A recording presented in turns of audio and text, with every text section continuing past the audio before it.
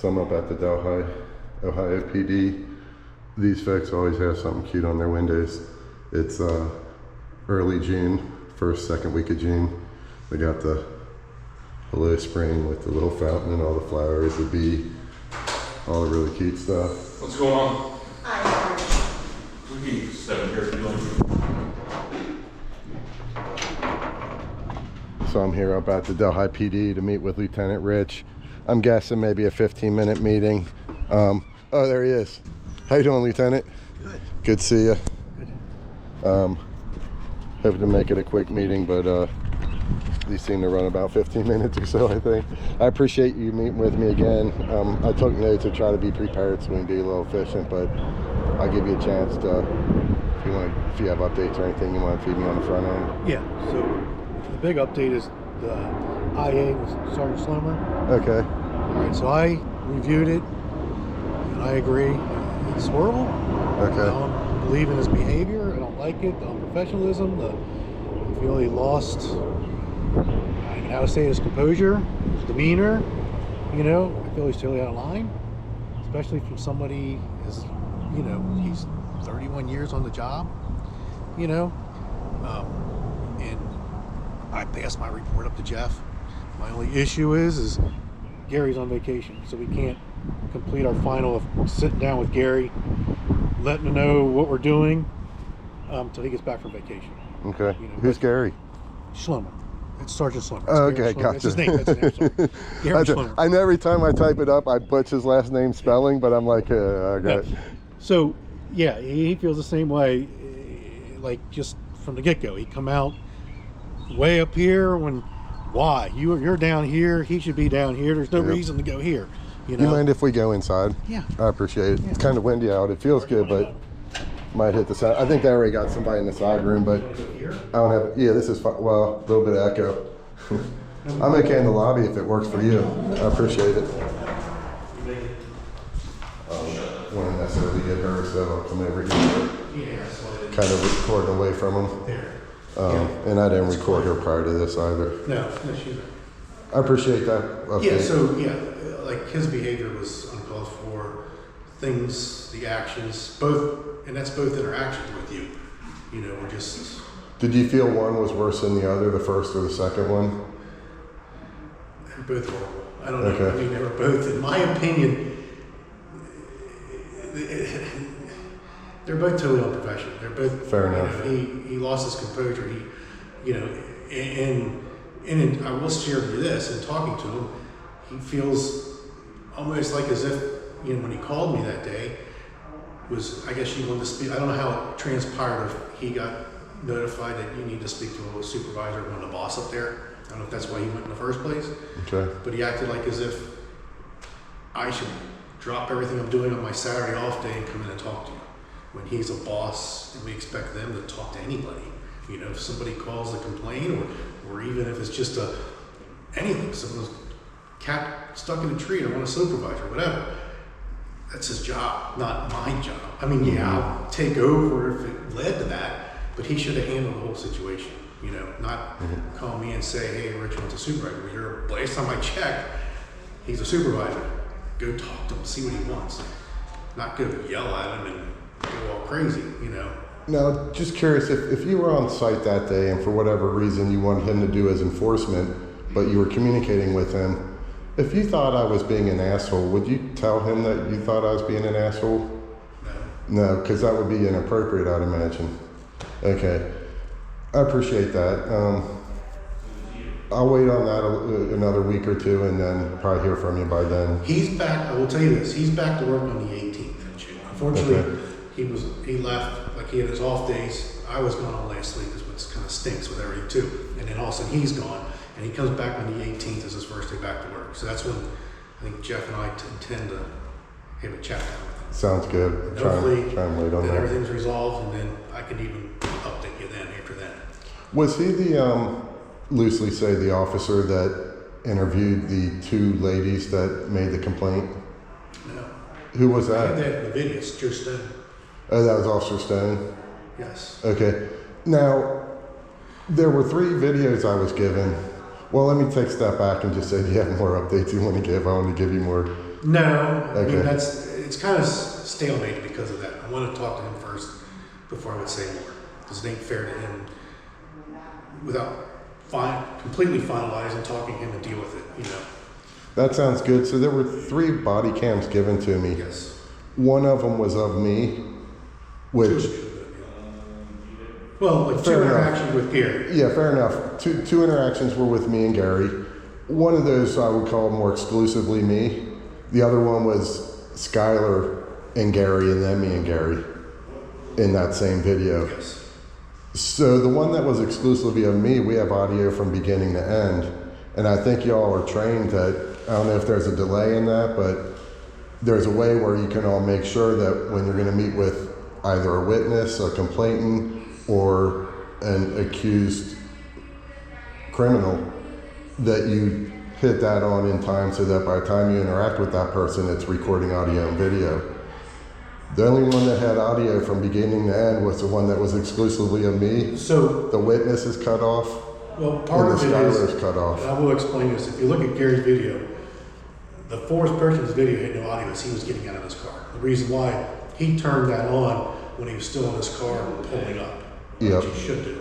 Then that way it captures everything with you. When he went to Skylar, he didn't turn it on till he started. Same way when Stone's already standing there talking and he walks over to him, he turns it on in the first part of the conversation, that 30 seconds. And they sometimes ain't cognizant of it. Of the first 30 seconds, it plays back. So the point of when they turn it on, you get audio, but it plays back 30 seconds without audio. So you see that 30 seconds of when from prior to when they turned it on. Right. So that's why it's cut. I think that he cut it off. Is that's when he turned it on. Now hindsight, maybe he should turn it on sooner. You know? Well, that's what I would, You know, would but- ask and suggest and ask, and I would think it'd already be in policy that, because what happens from a realistic perspective, from you a don't real see life, that, right? You think it's cut off. or not it's- only that, but it's already all that stuff, Right. yep. And then they know to do it because they did it with me. Mine was the very first But the video. reason with that is, like you said, he didn't. Luckily, he was smart. Like he's supposed to. I shouldn't say he's supposed to turn on prior. Yep. Because if I like right now, if I turn it on, it's going to capture the point I touch it to now, but it still records 30 seconds prior. So there'll be a blank of that. So you'll hear his blank when he's in his car, but because he did it 30 seconds prior, when he's getting out of the car, he gets audio.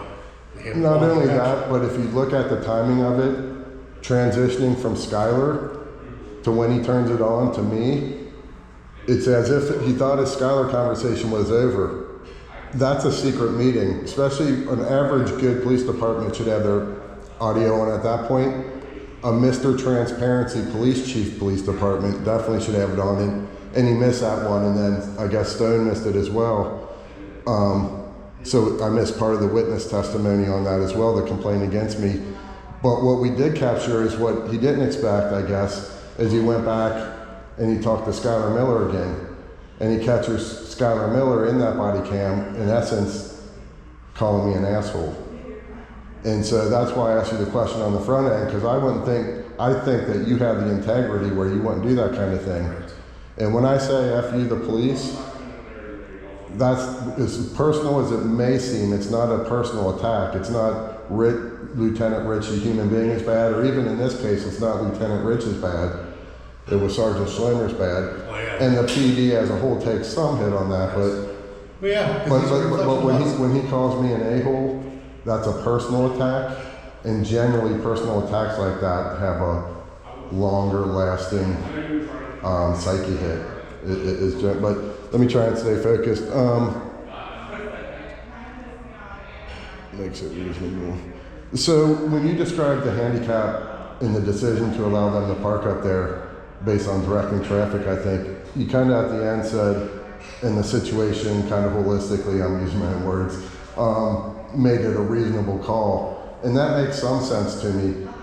Before that though, and what I'm wanting to make sure is part of that reasonableness, you mentioned that there was a parking spot available. So if handicap went by, they could park there. Well, you Not to interrupt, I'm sorry. No, Finish, and I'll say it. Well, my question is that part of the critical part of the decision making? In other words, in order for that to be a reasonable call, is having a spot available for a handicapped person part of what makes it reasonable? No. No. Okay. But I will say, I included it though because you brought up and I didn't see the video before we talked the first time. Okay. And you brought up the analogy of what if, I think you used a disabled vet. Yeah, they drops waited 2 garbage off hours. and needed a place to park. I didn't know I thought they took up all the parking places when you were talking to me originally. But there was, in my senses, there was open spots for your vet to pull into if he had to.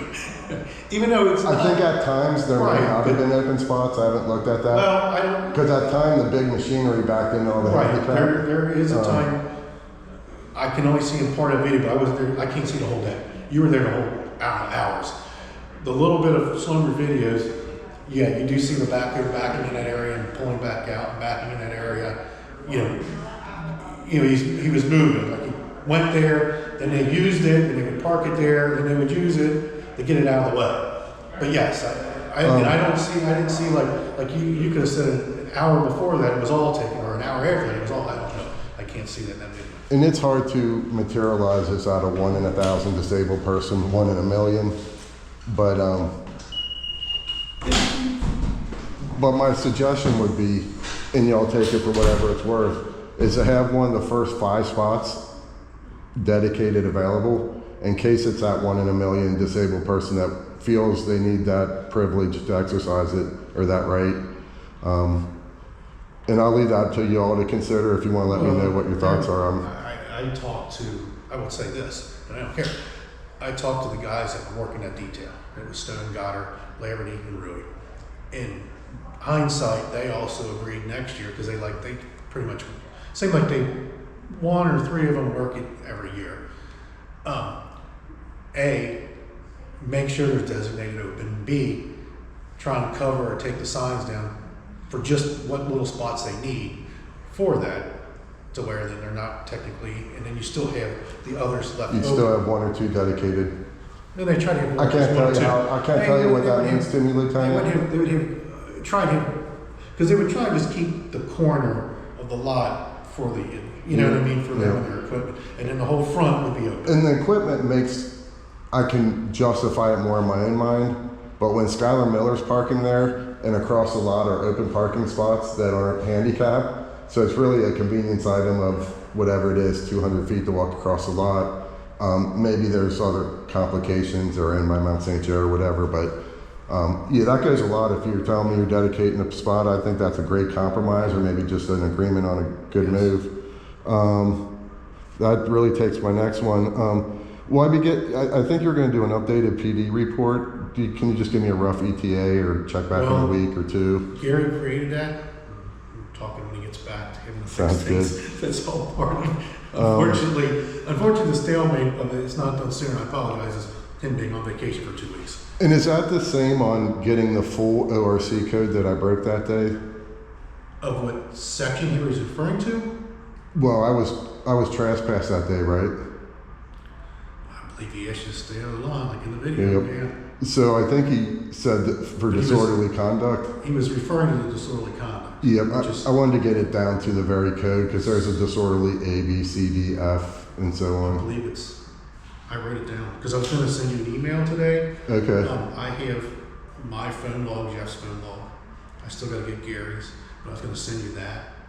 I have a couple other responses to the public record, which you already got the video you wanted, to you. And I was going to write it, but it's 29, where did I write down? It's 291711 A2, I think is what he was trying to refer to. A2, okay. And I'll the email with the public record, you had that question in there. Mm-hmm. I'll put it in there too, so you have it written. And are you backing that, or have you analyzed within yourself to back that or deny that? I won't comment just yet, but No comment yet. Okay. No, that's fair. Is it you saying it'd be okay for me to come back and ask, June 20th or something like that? Okay. If you could. No, I respect that. I appreciate that. It's just to make it fair to him and everything.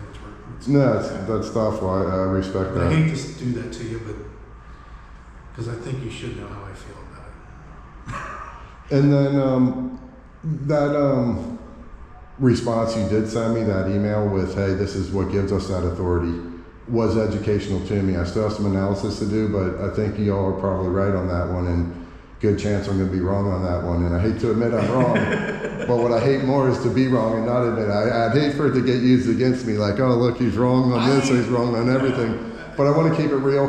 But it's education between both of us. Yeah, There's yeah. things you're educating and vice versa. Yep. You know? On the federal side of that, I imagine you still stand by it's also legal, because you showed me within the state law where it gives you that authority, but then there's ADA law and federal law. Did you look into that, or do you just already know within yourself that, hey, it's federally legal as well? I didn't look into federal, but I believe because the state is okay, it should be okay. And I don't want to push that issue because, well, just from what I'm hearing today, I think I'm just, you know, I like what I'm hearing today so far at least. Okay, look at this, we're on page 2, last page. We're skipping through. Skipping. Complaint witnesses.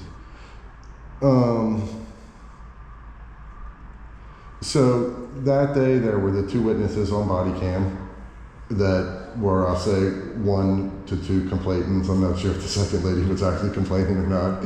She seemed a little bit, I don't want to put it down. She seemed kind of old to make a decision, but maybe, well, the 1 or 2 complainants anyway. But there were actually 3 identified that Skylar Miller identified. Has he been interviewed to identify who those people were, and are they employees of They were the... just people, passerbys. He didn't get any info. As far as I know, there's no info on him. And so he did... And I don't know. Was he asked whether he knew the people or not? Did he know him? Yeah. Like if he personally knew him? Well, in other words, I know one of the people that complained that day to Corporal Laverty was a worker of Delhi. And he claimed I was harassing him, and Laverty said, you know, there's no harassment, no crime. Yeah. If that's one of the 3, I would think Skylar would know who that person was. And so, you know, I'm trying to distinguish whether he was at least asked whether he knew who the people were or not. Jeff talked to him, so I don't know that question. Okay.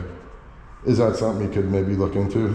Yeah, I believe they were just, like he never got it, just somebody dropping stuff off and leaving. It didn't, you know what I mean? Like it'd be like me saying, hey, that's offensive. All right, see you, bye, and drives away. You know what I mean? Yep. So yeah, referring to that, which in a sense doesn't jive. You couldn't use it, put it that way. Was Stone on assignment up there Yes. that day, or was he road patrol? No, he was assigned. Because I tried to go through Corporal Laverty to make the initial handicap complaint, and he turned me down. But he was taking complaints from other people. He took the harassment complaint that was bogus against me, and then I guess he took these 2 ladies' complaints being on duty. But that's not a big issue. And that brings another thing I'll put in there. You asked about who paid those guys and how much they were paid. The workers. Did you want all the workers or just the all? You had PD employees. I honestly, right now, don't remember making that request. Well, in there you said PD, like I mean police department employees. Yeah, that was probably all I was So I looking hear for. the police department employees, but like there was other employees, Skylar and maintenance, doing all the unloading. Of the Some of garbage. them volunteers, you think? Yeah. Well, some of them were also maintenance workers from Okay. the maintenance department in the parks, in the park and recreation department. So I don't know. I don't have that, but I have a value for our 4. We had 4 officers working that detail up there. Okay. And I'll send that with this email, unless I can tell you too, if you wanted to know. Just something that I found interesting, just based on AI, which, you know, that's kind of iffy, is like, in terms of badness, the FU sign spelled out is considered like worse than the middle finger. And so, in essence, we've criminalized until we get back and find out if you back that determination at the middle finger. We criminalize the middle finger, which only leaves me more of an escalation point to the FU sign. But now that I have Skylar on video calling me an asshole, I kind of get, inspired to do the asshole sign. and directed away from the PD and toward Skylar Miller, which I think might be more deserved. I think I may have mentioned this before, but I just want to point out as you all make that determination, the case that I point to is Cruz-Galias versus Menard 2019. And if you want, I can give this to you. I'm kind of done with it. As long as my camera recorded everything, I should be good. And that's in the 6th, I think they call it circuit, as well. So I said some things in the trustee meeting that I did more research and I was a little bit wrong about. Is this you? Is it? It is, I believe. Okay. I'm just making sure. Let me look at that again. So I can look it up. No, I think it's an F. I'm sorry, I think it's an F. Okay. I can look that up. Other than that, I don't know how much time we're on, but Yeah. about 20 minutes is good speaking with you again, Lieutenant. And I'll probably touch base with you like last week in June if I don't hear from you on those things. I'll give an update. Probably I'm hoping to give an update tonight's meeting. I should hear something by the 19th. Like if we meet with him on the 18th, Yes, ma'am. after that day. Okay, Okay. sounds good. All right. Thanks again. You have a good day. I'll be in touch. Thanks. This is a big group, yes. So, you know, I don't always agree with Lieutenant Rich, but he's very well composed. Very well composed. He's very professional in that regard. Always a good demeanor. Very good at de-escalation. And I got to give kudos where kudos is deserved at this point in time. And it sounds like it's not official, but it sounds like it's his recommendation. And if it's on the chief's desk, then it's very possible that a second lieutenant, Lieutenant Meyer, also looked at it, recommending it to the chief. And so I think the chief is going to do the right thing on this as well. And he's going to find the lieutenant in the wrong, I guess would be the way to phrase it. And I think that's the right thing to do. I'm sure I imagine he'll still be on the force in terms of accountability. I think he'll probably get a mark in his file. If he did 2 more of those things this year, I think that's when it gets serious for him. I don't want to say a mark in the file isn't serious. It'll be in his file. I'm not exactly sure how that works. It's like it's in his file till the end of the year, but then they move it, I think, to another file. I'm not exactly sure. To that other file for a lifetime. But the thing I did forget to ask the lieutenant with regard to the complaint is whether or not they thought it was a safety issue. Can't believe I forgot that one. And whether or not, you know, and to address the falsehood of calling it a safety issue. But I'm satisfied with what I did and with Lieutenant Rich's response so far today. I'm on the positive side of things because when it comes to at least that officer's demeanor and behavior and the hostility toward me, it sounds like we're on the same page, and that alone is a good thing. God bless. World peace. And tacos.